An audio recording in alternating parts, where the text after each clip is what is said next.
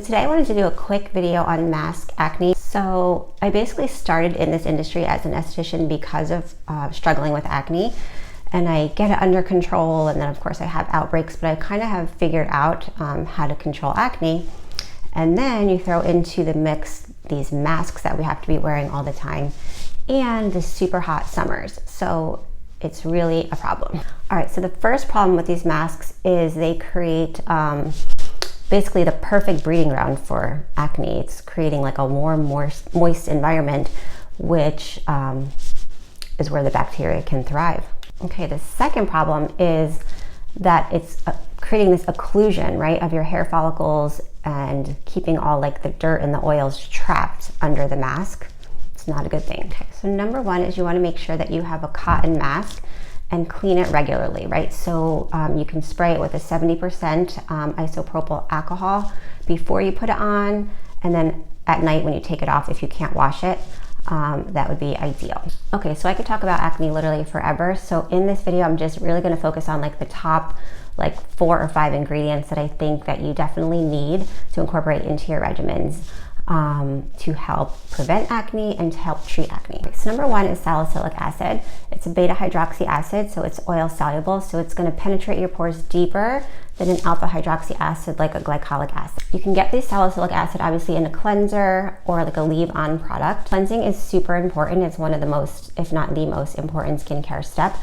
I am a big advocate of the double cleanse, right? So you want to do like an oil-based cleanser to kind of break up all the makeup and the oils on your skin, rinse that off, and then use an active cleanser.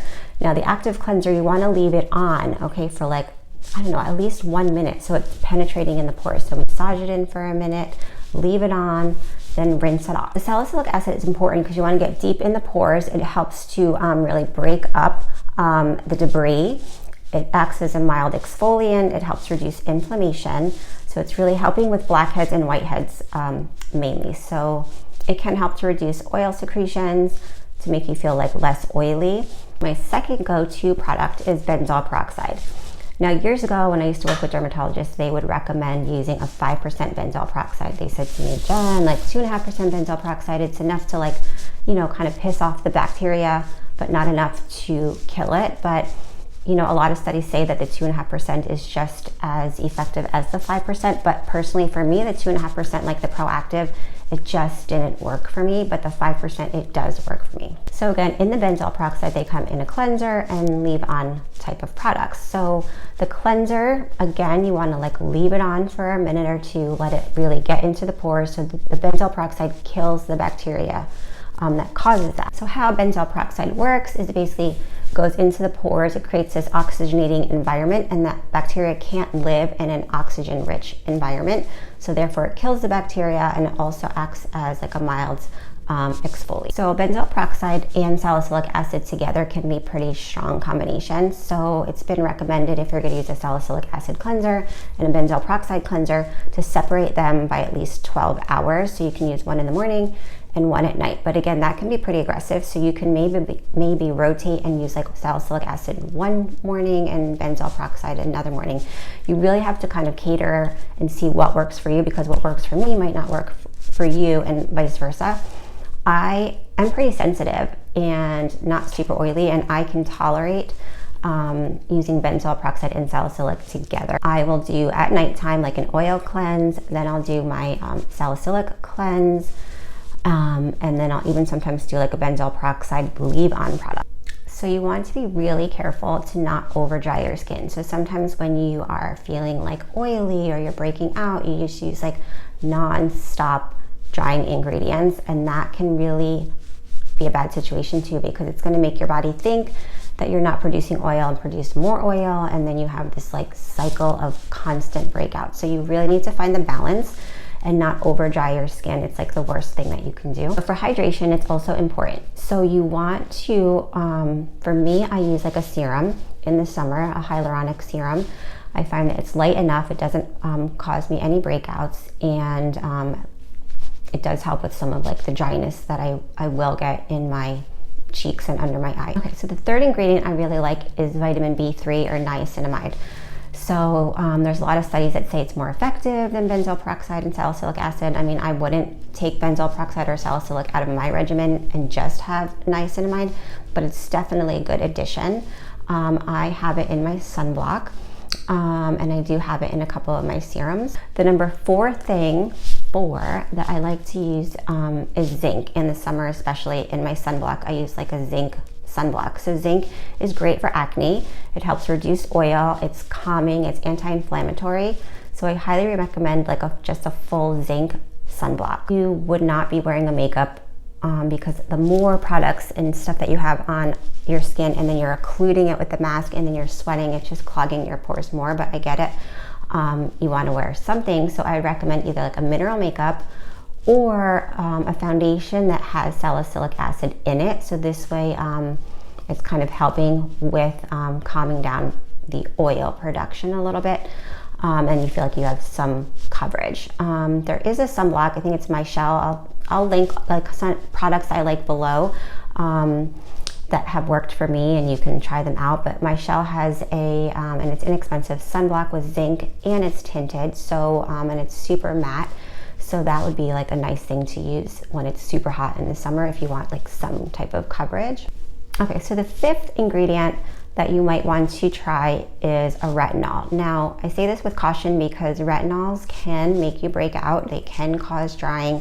So right now it might not be the best time to incorporate like a brand new product like that can stimulate breakouts until you purge the skin, and then your skin acclimates, and it's amazing for breakouts. So retinol for me, it's great. It's number 1 anti-aging ingredient. There's so much studies on it, but I have to be really, really cautious. You can try Differin. It's now over the counter. It's inexpensive. You're supposed to use it as like a full face product, but some of my clients spot treat with it, but really it's like a full face type of product that you would use. So, I mean, I would try incorporating that because it's like a low dose, and do it like a couple times a week, and then see how you are. If you don't break out, then go more frequently and just ease into a retinol type product that way. But I would start with Differin first. What I suggest doing if you're out somewhere and it's super hot and you're sweating under your mask, and you can just like feel the breakouts are going to be coming. So you want to like step away, go to the bathroom somewhere where you can just get the mask off a little bit, let your skin breathe, get the oil off your skin, right, as soon as you can, all that sweat and like everything. I mean, ideally, if it's a lot of sweat, like you're dripping, I would, if you could, wash your face, you know, with salicylic or benzoyl peroxide cleanser, take it off, apply some light serum, and then the zinc SPF. Obviously, that's not going to be possible all the time, but just get that like sweat off your skin as soon as you can, and then pat it dry. If you can't go to the bathroom or find somewhere to like get water on your face, just kind of get a tissue and just try and get the excess moisture. Like you don't want to have all that moisture sitting on your skin just under that mask. So get the moisture off, like least case scenario, just get the moisture off. So if you do get a breakout, what I would say is you want to spot treat your breakout at night. Okay, so you can use this like acne patches, a camphor mask, just some type of acne mask that, clay-based mask, something like that, and sleep with it. Also try ice rolling. So when I feel a breakout coming or have some inflammatory breakouts, ice roll the area for like, you know, 30 seconds to a minute to reduce that inflammation. That really, really works great. And you can get facial treatments. The treatments that would be good for you would be something obviously like a deep cleansing, microdermabrasion, dermaplaning, some type of light microneedling to infuse products to help with the breakouts and to maybe reduce any pigmentation or acne scarring that you're getting.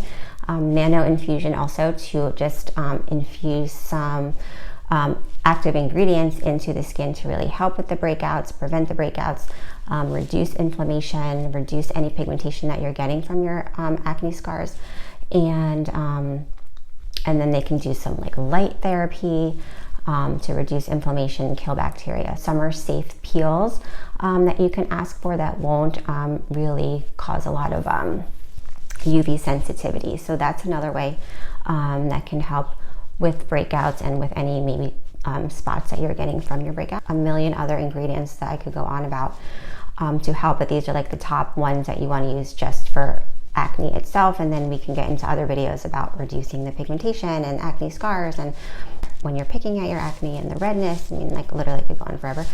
So just use the ingredients in this video. I'll put some products down below that I think are good, that are inexpensive, that you can try and incorporate into your regimen. Now, once the colder weather starts to come, there's going to be a whole slew of other skin conditions and issues that are going to come about. So I'll do another video as we get closer into fall. But in the meantime, hope these tips work for you, and good luck and stay healthy.